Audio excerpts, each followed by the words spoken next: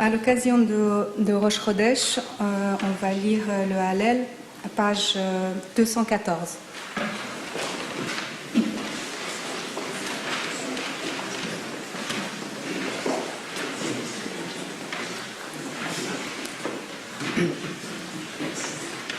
Béni sois-tu, Éternel, notre Dieu, roi de l'univers, qui nous a sanctifiés par tes commandements et nous a enjoint de lire le Hallel. Baruch ata Adonai Eloheinu melech haolam, asher kideshanu b'mitzvotav etzivanu likro et Hallel. Page 221. Odul Adonai ki tov ki leolam chasdo. Odul Adonai ki tov ki leolam chasdo. Yomam Yisrael ki leolam chasdo. Odul Adonai ki tov ki leolam chasdo. Yomuna betaron ki leolam chasdo. Odul Adonai ki tov ki leolam chasdo. Yomuna yire Adonai ki leolam chasdo. Odul Adonai ki tov ki leolam chasdo. Louez l'Éternel, car il est bon et sa clémence dure à jamais.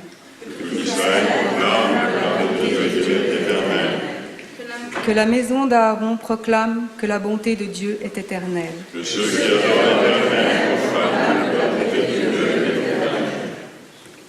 Page 222. 222.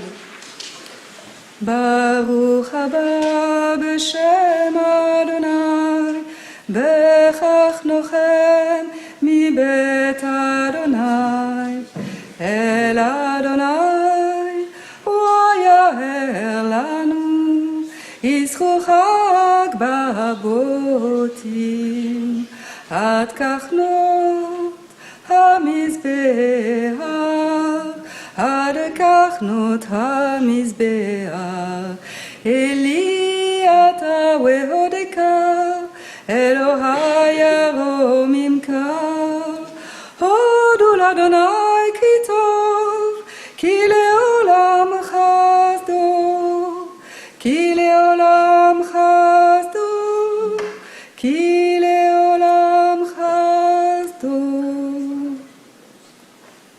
Page 223.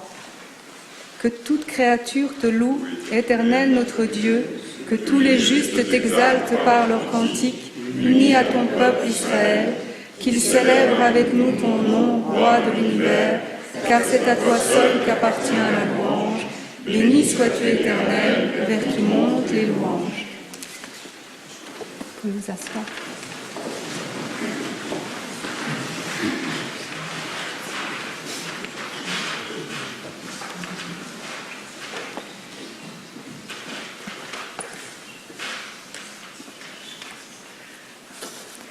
La paracha de ce Shabbat annonce l'imminence de la 10e plaie, celle de la mort des premiers-nés égyptiens.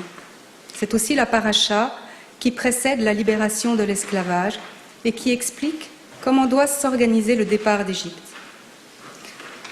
En la lisant, j'ai été frappée par l'insistance avec laquelle elle nous intime de manière répétitive de nous rappeler de la sortie d'Égypte et de fêter dorénavant cet événement tous les ans.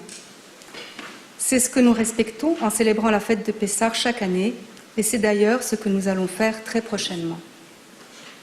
Au verset 14, il est écrit « Ce jour sera pour vous une époque mémorable, et vous le solenniserez comme une fête de l'Éternel, d'âge en âge, à jamais vous le fêterez. » Au verset 17, il est écrit « Conservez la fête des Azim, car c'est en ce même jour que j'aurai fait sortir vos légions du pays d'Égypte.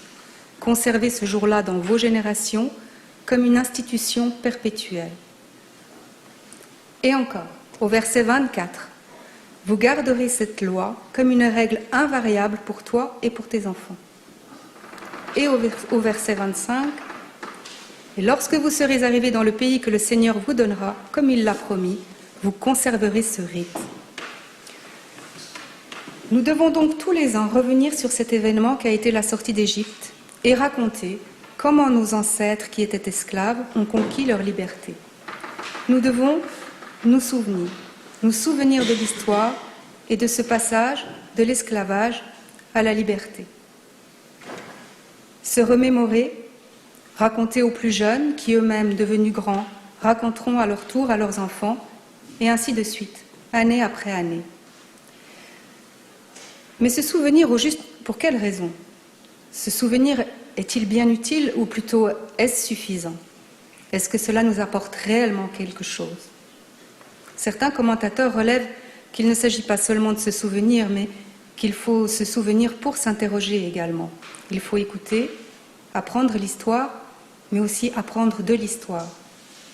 S'interroger soi-même, interroger les autres aussi, et considérer le soir du Seder que l'histoire qui est arrivée à nos ancêtres est aussi la nôtre et que nous devons nous considérer comme esclaves en Égypte, encore et en sortir libres, encore et encore. Et puis s'interroger. Que signifie être privé de liberté? Suis-je libre? Ai-je des entraves? Que faire de ce qui m'emprisonne et de ma liberté? Qu'est-ce que l'exil? Que ressent-on quand on est exilé? Nous sommes donc conviés à nous interroger et à interroger, à apprendre l'histoire et à essayer d'apprendre quelque chose de l'histoire. Mais, dans le verset 27, on précise que les questions viendront des enfants. C'est eux qui vont nous interroger, tandis que nous leur ferons la lecture de la sortie d'Égypte le soir du Seder de Pessah. Je vous lis le verset 27 dans lequel il est dit « Alors, quand vos enfants vous demanderont que signifie pour vous ce rite ?» Et la paracha se termine avec le verset 28 qui dit « Vous répondrez ». À propos d'exil, j'ignore comment cela se passe chez vous, mais à la maison, depuis quelques semaines, j'entends. Il y a des enfants ukrainiens qui sont arrivés à l'école. Qui sont les méchants? Qui sont les gentils? Pourquoi il y a la guerre? Nous sommes en paix. Pourrait-il y avoir la guerre chez nous? Regarde, ce sont des Ukrainiens. Comment le sais-tu? Il n'y a que des femmes avec des enfants. Les hommes ne sont pas là et ils ne parlent pas français. Il n'est pas impossible que cette année, nous ayons à répondre à quantité de questions. Donc, ce sont les enfants qui interrogent. Difficile de ne pas penser aux célèbres 4 enfants qui posent des questions le soir du Seder. Celui qui est présenté comme instruit ou sage, celui qui se montre rebelle ou méchant, celui qui est intègre ou simple, et enfin, celui qui ne sait pas interroger. On peut imaginer qu'il s'agit de 4 enfants avec des personnalités bien différentes, mais nous pouvons aussi imaginer qu'il s'agit d'un seul enfant ou de tous les enfants qui tantôt sont sages dans leurs interrogations, tantôt rebelles ou bien intègres, ou bien qui parfois ne parviennent pas à formuler leurs questions.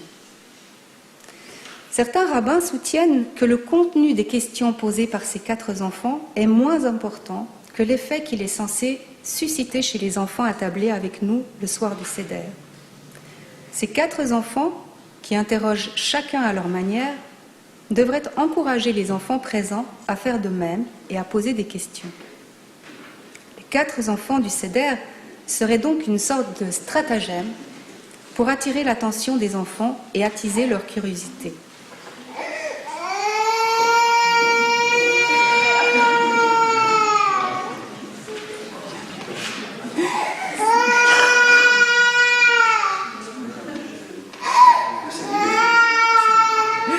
C'est la...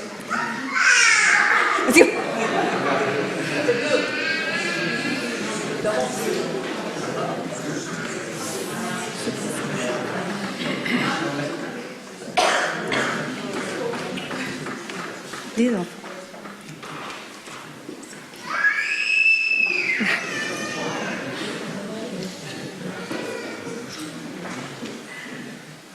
Donc, les 4 enfants du Seder seraient donc une sorte de stratagème pour attirer l'attention des enfants et attiser leur curiosité. Donc nous voyons que les enfants occupent une place centrale dans ce rituel que nous répétons année après année et qui consiste à raconter l'histoire et à l'interroger tout à la fois. À propos de stratagèmes du Seder destinés aux enfants, je vais terminer mon sermon de ce soir en vous parlant d'un rituel séfarade que nous répétons lui aussi tous les ans à l'occasion du Seder et qui lui aussi cherche à conserver l'attention des enfants et à attiser leur curiosité. Dans les familles séfarades, au moment du Yachatz, durant lequel nous partageons la matzah du milieu en deux et en gardons une moitié comme afikoman pour la fin du repas, et bien donc au moment du Yachatz, nous prenons le plateau du Seder et nous le faisons planer au-dessus des têtes de tous les convives. En général, l'Assemblée trouve ce moment assez cocasse et je me souviens qu'enfant, je pensais que nous faisions de la magie. J'ai trouvé dans ce magnifique livre plusieurs explications de ce rituel que je vous laisserai découvrir plus longuement si cela vous intéresse. J'ai fait une photocopie, je pourrais la laisser là à la fin de l'office.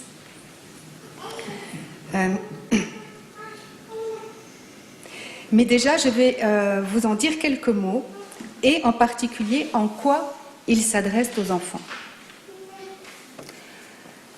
Dans de nombreuses communautés séfarades, juste après le Yachatz, le maître de cérémonie fait passer le plateau du Seder au-dessus des têtes. Le Talmud évoque une coutume depuis longtemps disparue, selon laquelle au début du repas, après le hors-d'œuvre, la table devait être écartée des convives pour laisser place au Maguid, donc au récit, le moment où on parle de la sortie d'Égypte. À l'époque des premiers maîtres du Talmud, le banquet ne se tenait pas autour d'une table commune.